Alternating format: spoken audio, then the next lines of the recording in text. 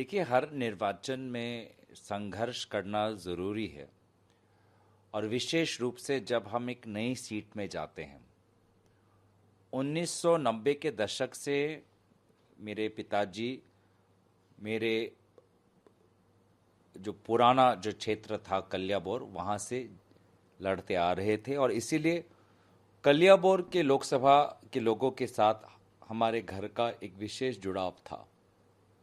इस जुड़ाव को कमज़ोर नहीं कर पाए तो बीजेपी ने डिलिमिटेशन के द्वारा इस पूरे लोकसभा क्षेत्र को ही ख़त्म कर दिया राजनीतिक रूप से। अब दल ने मुझे मात्र 30 दिन देकर एक नए क्षेत्र में जाने को कहा, जहां पर हम पिछले 2 लोकसभा चुनाव में 90,000 से लगभग 1 लाख वोट से हारे हैं। इसीलिए ऐसे परिस्थितियों में बहुत कठिनाइयों का सामना करना पड़ा। वहीं देश भर में आप जानते हैं कि किस प्रकार से भाजपा ने हमारे कांग्रेस पार्टी के इलेक्शन अकाउंट्स को फ्रीज कर जिस प्रकार से, जिस ताकत से हम इलेक्शन का कैंपेन चलाना चाहते हैं, उतनी ताकत से हम चला नहीं पाए। तो समय का अभाव, इलेक्शन के जो तैयारी होती है उसमें काफ़ी हमें कमज़ोरी का सामना करना पड़ा। और जैसे कि आपने कहा कि ये निर्वाचन में एक भाजपा के लोकसभा प्रत्याशी के खिलाफ नहीं लड़ रहा था, पूरी भाजपा की सरकार, मुख्यमंत्री और उनके गिने चुने हुए मंत्री, उन्होंने जोरहाट पर कब्जा करके वहाँ पर प्रचार का नेतृत्व ले रहे थे। तो प्रशासन उनके साथ, परमिशंस मिलना हमारे लिए कठिन था।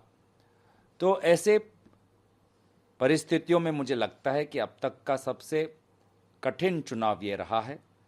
लेकिन अगर आप वोट का मार्जिन देखें, लगभग 1.5 लाख, तो इतना बड़ा आशीर्वाद लोगों ने हमें दिया, इसीलिए हम लोगों के प्रति आभारी हैं। देखिए, हमारी पूरी ताकत हमने जोरहाट के लोकसभा के लोगों के साथ एक नया रिश्ता बनाने में हमने लगाई। जोरहाट के युवा वर्ग, जोरहाट के किसान वर्ग, जोरहाट के श्रमिक वर्ग, जोरहाट के मध्यम उद्योगपति वर्ग, इनके साथ हमने जुड़ाव बनाने के लिए पूरी ताकत लगाई और जिसके कारण हमारा वोटिंग परसेंटेज बढ़ा।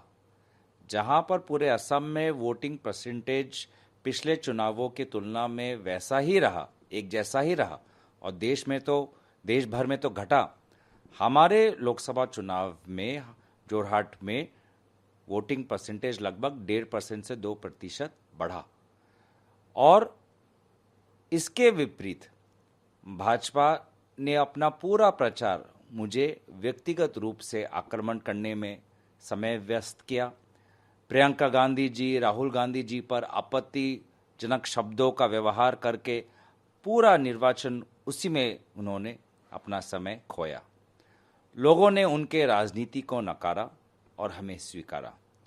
और इसलिए मुझे लगता है कि जिस प्रकार से हेमंत बिश्वा शर्मा जी ने असम में पूरी कैंपेन चलाई, उससे उन्हीं के पार्टी को क्षति हुई, नुकसान हुआ और हमारे पार्टी को मदद मिली। और आज ये बातें सिर्फ मैं नहीं, उन्हीं के पार्टी के वरिष्ठ विधायक, उन्हीं के पार्टी के पूर्व केंद्रीय मंत्री, उन्हीं के पार्टी के 2 प्रदेश भाजपा के सभापति, यही बातें आज वो कर रहे हैं। और मैं अपेक्षा करूंगा कि आने वाले समय में ये भाजपा अपने कार्यकर्ताओं और अपने पुराने नेताओं की बात को सुनेगी और अपने दल को सुचारू रूप से चलाएगी।